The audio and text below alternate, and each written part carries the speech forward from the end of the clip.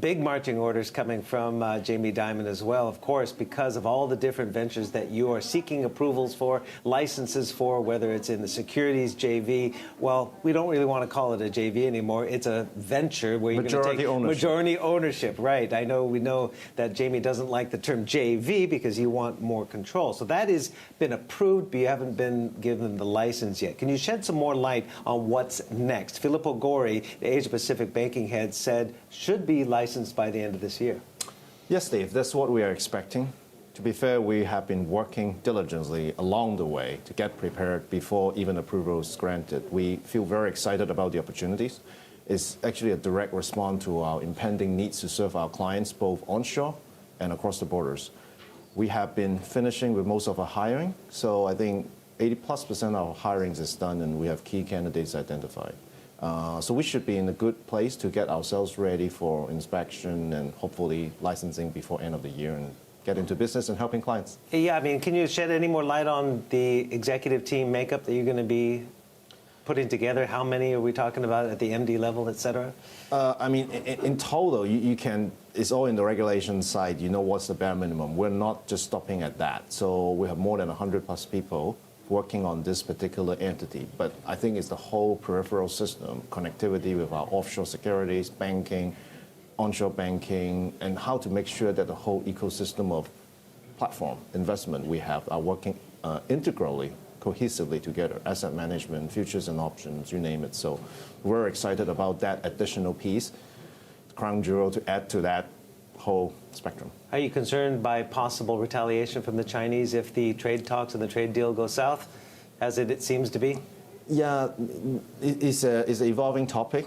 A lot of guests and speakers have spoken about it with relatively diverse view, but I think assets markets told us what they want. For capital, a collaborative, dialogue-based resolution will still be ideal for all asset markets. But as a bank, as a risk manager, we need to make sure we're ready for all scenarios. But one thing for sure, Steve, we do this because it's really a long-term goal. We need to serve clients. And that level of expansion of client requests to have us helping them on the ground and across the borders has only increased. We don't think this will change, subject to any scenario. I think it's important we be the fair weather friend, not only, but also in difficult moments to help clients. So we would make sure we delivered our service in here. Yeah. There was also news yesterday about the mutual fund JV. We know last year that JPMorgan has talked about wanting majority control of that as well. You have the partnership with Shanghai International Trust that has 51%. You have 49%. We heard yesterday that Shanghai Trust was going to put 2% up for sale.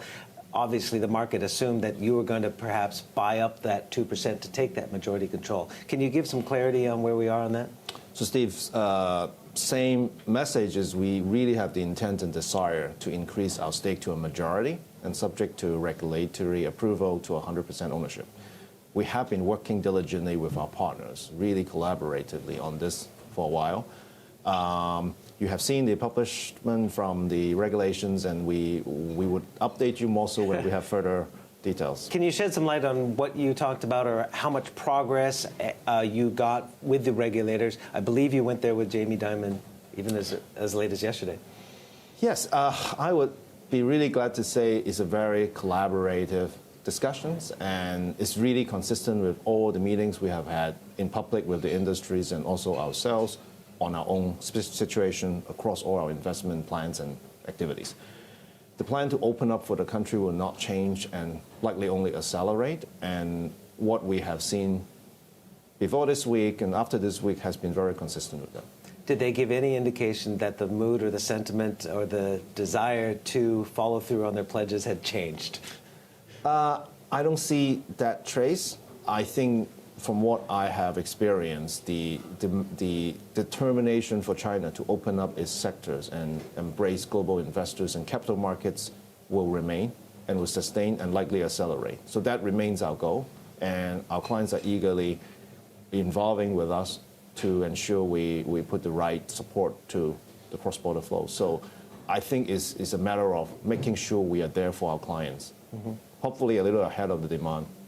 How do you see the risks in the Chinese economy right now, in particular the banking risks and the credit risks. We've seen through Bloomberg data that the prospect for defaults, actually the defaults in the first 4 months of this year, more than tripling the same amount last year. And last year saw a huge surge in the number of corporate bond defaults. Where are you seeing the biggest risks right now in the credit space, in the bond market? Look, I actually think it's not a bad development to see more credit event. It's only right to use market pricing to transfer credit. And I think it's a good green shoot to see that we're properly addressing credit quality, money goodness of every piece of credit getting underwritten. It's a good direction, but of course, as and when we go from where we want to be, from where we are to where we want to be, there's a process. And I think the regulators are watching very closely as defaults rate rises. How does it affect the whole ecosystem and ensure that there's enough liquidity to prevent any contagions? And I think that's the right way to evolve the market. And we're very supportive of more market-driven pricing and transfer of credit. We are also working with a lot of our clients onshore and offshore to participate more in the fixed income market, in the debt market, in the financing market of securitization. So, do you expect authorities to continue to nudge lenders and banks here to service the private sector, which we've seen a lot of the risks arise from the private sector because they have the liquidity crunch. At a time as well, of course, there is slowing economy and there's the trade dispute in the United States, with the United States, that perhaps adds a lot more uncertainty. They're trying to also mop up the shadow banking sector. But that, it adds the much needed liquidity to these private sector, but it adds to the risk. I think the liquidity injection has been consistent while the operations is done. It's kind of like blood injection when you're doing an operation. I think it's very carefully managed to perfection so far. I hope the equivalent would stay. I also actually think that providing the right level of credit to SME and private sector is not only important, but the new rules of the new Science and Tech Innovation Board that provide an equity financing channel, which by and large is how many of the POE are financing, is important.